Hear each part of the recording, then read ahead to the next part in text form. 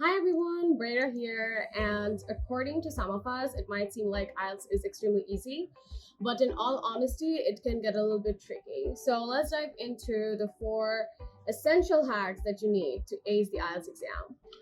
Tip number one, reading. So when you're going to attempt the reading, first আপনাদের মনে হবে যে না ঠিক আছে আমি প্যাসেজটা পড়ে নিই তারপর আমি কোয়েশ্চেন্সগুলো অ্যান্সার করি। But no, read smartly. And in order to do that, first you read through the questions. Once you read through the questions, you'll get a basic idea যে প্যাসেজটার মধ্যে কি কি চাচ্ছে আপনার কাছে।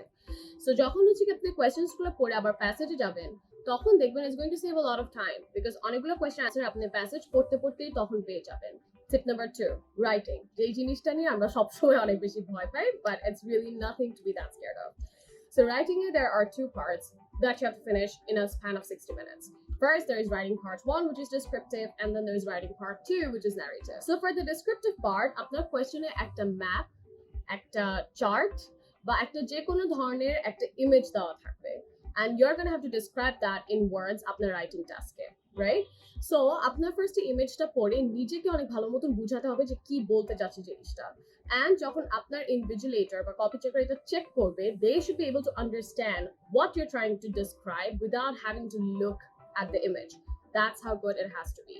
So for the narrative part, you'll be given a topic which is generally an argumentative topic. It's almost always an argumentative topic. হয় একটা question দেওয়া থাকবে, একটা স্টেটমেন্ট দেওয়া থাকবে যেখানে আপনাকে বলা হবে do you agree or do you not agree, describe why, অথবা আপনাকে টু সাইডস বলে দেওয়া থাকবে যে এটাও হতে পারে সেটাও হতে পারে, আপনি কোন সাইডটাতে এগ্রি করেন and why. In let's say you select side A, সাইডের একটা পয়েন্ট ধরে you say this is the reason or this is the point for which I think that side A makes more sense, or I choose side A, or just preference আপনি ওভাবে বুঝাবেন, and then you say that this is why you selected side A, and that is how you kind of end it and conclude it and then just wrap up the whole essay, finalizing and emphasizing on why you selected side A.